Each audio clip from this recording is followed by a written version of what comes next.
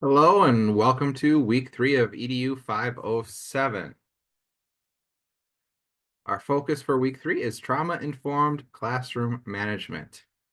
On a side note, I just wanted to thank everybody who's been responding to the discussion boards very early in the week. It both makes my life easier, and I think in the long run, if you are one of the individuals responding by Mondays or Tuesdays, you're going to find that it frees up a lot of time in the later classes for the bigger assignments if your discussion boards are done early. So thank you so much for that. And thank you to those who reached out for extensions. Thank you for keeping me in the loop and letting me know what was going on. So our focus for week 3 is trauma-informed classroom management. One of the main things for that is going to be the Sowers and Hall text about relationships.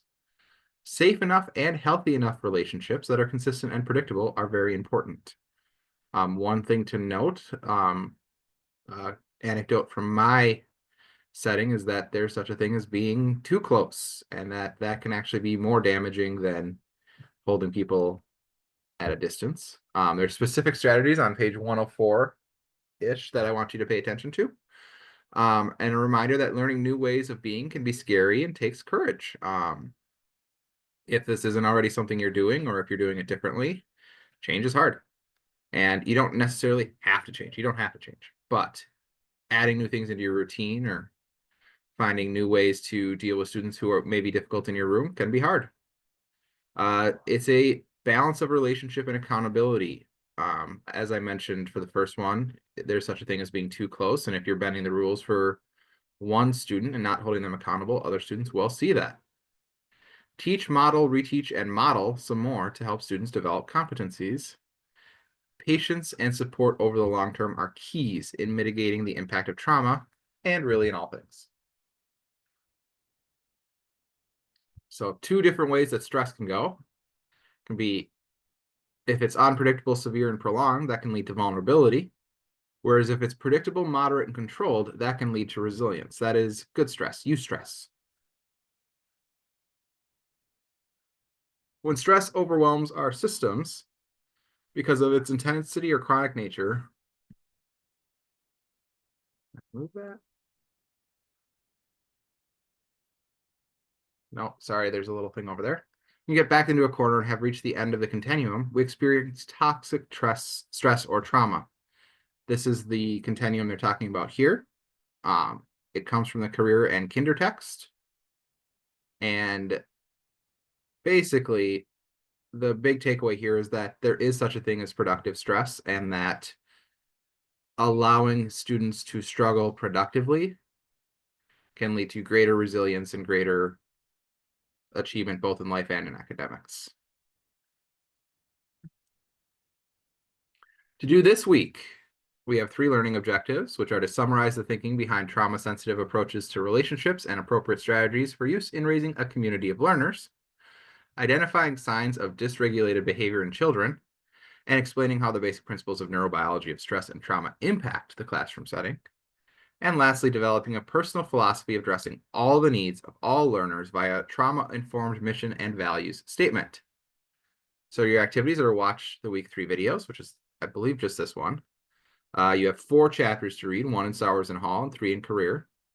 And then you have the discussion boards. For discussion board 1, please share your mission statement and values from assignment 1. And then your definition of relationship. Why don't I just pop over there? As you consider your definition, brainstorm ways that can be safe enough, healthy enough for all of your students. And again, please remember to respond to at least 2 peers. And for discussion board 2, career and kinder share that students who have limited sense of competency, who have experienced failure after failure in their lives, become positive feedback resistance. Share an example of strategies that have not worked with students who you have supported, who presented as positive feedback resistant. Reflect on what you know now, what strategies suggested by career and kinder may have possibly been good fits. This is one of the hardest things to deal with when you have a student who is truly starting to do well, but they do not accept positive feedback because they're so used to failing.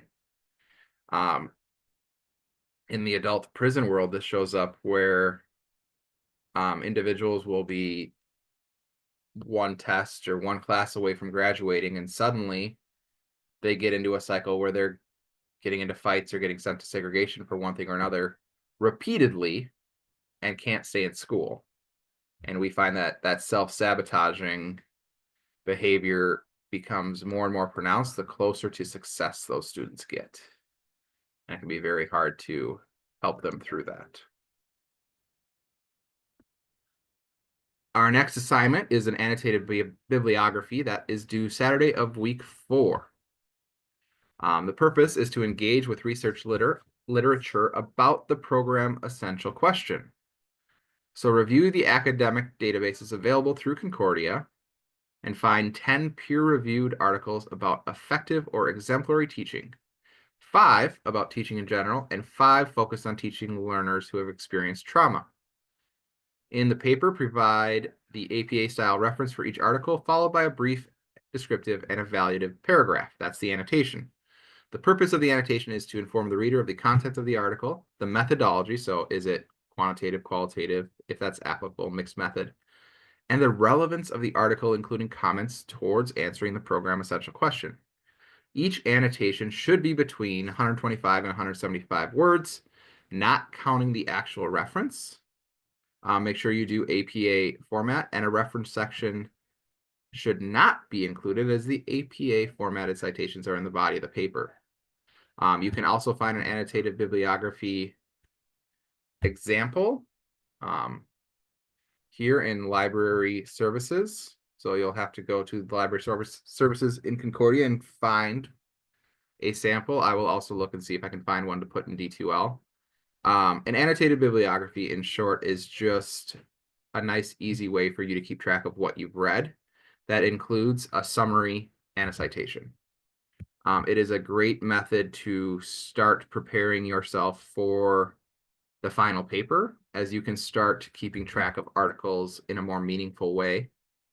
Because by the end of the program, you will have read hundreds of articles and tons of chapters of books.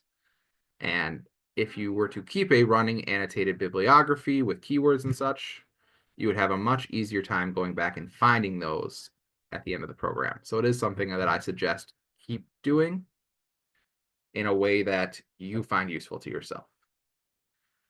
So remember, email me anytime you have questions. And what I would like you to respond to for opening remarks is, what is one thing that you realized while working on assignment 1? Have a great week. Look forward to reading all of your assignment 1s here as they continue to come in. And stay warm if you're in Minnesota.